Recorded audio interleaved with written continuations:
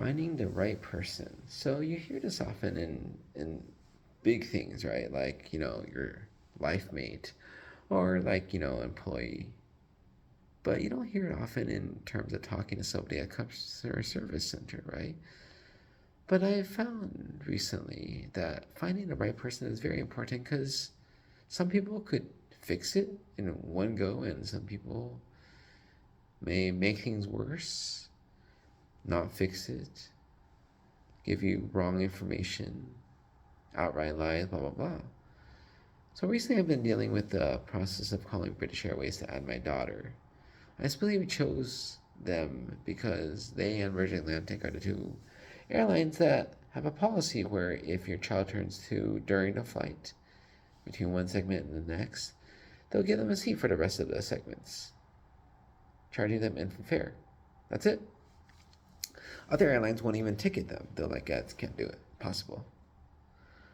And so I thought it'd be easy because that's what reports online said, but it wasn't easy. I called yesterday. One person said no. Another person said yes, I could do this.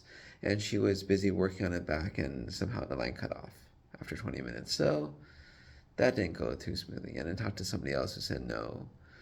I mean, people made up all sorts of stuff. They said, no, no, no, you're going to have to call back later to get, after she turns 2, to add, to buy another seat for her.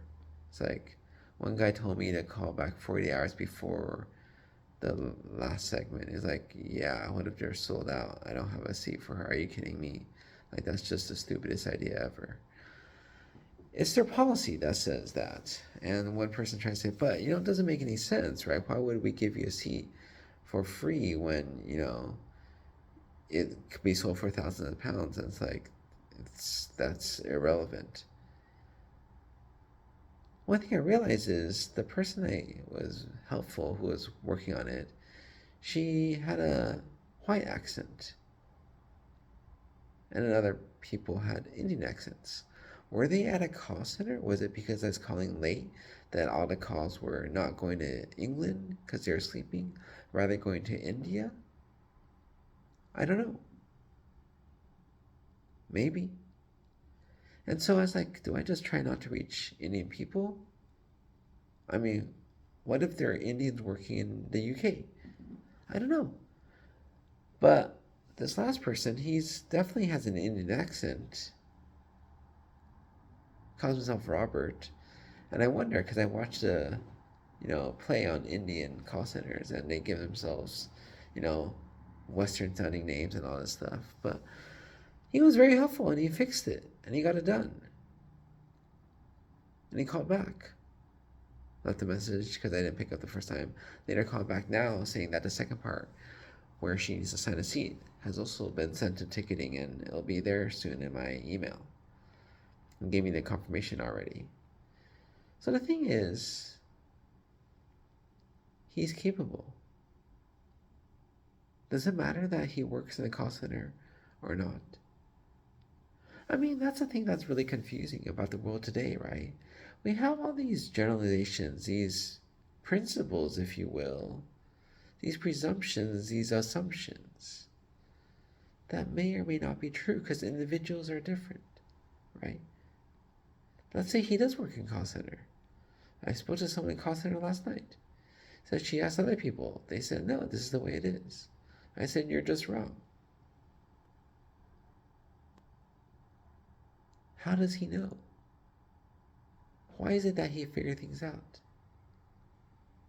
I mean, it's not saying that it's a call center thing versus a non-call center thing. I talked to Alaska Airlines, which doesn't seem to really use call centers. They say, I'm located in Boise, I'm located in blah, blah, blah. And offshore call centers specifically. And some people are very helpful and get it done in one time, and some say call back, check back weeks later. Yeah. And some say, just fix it now, right?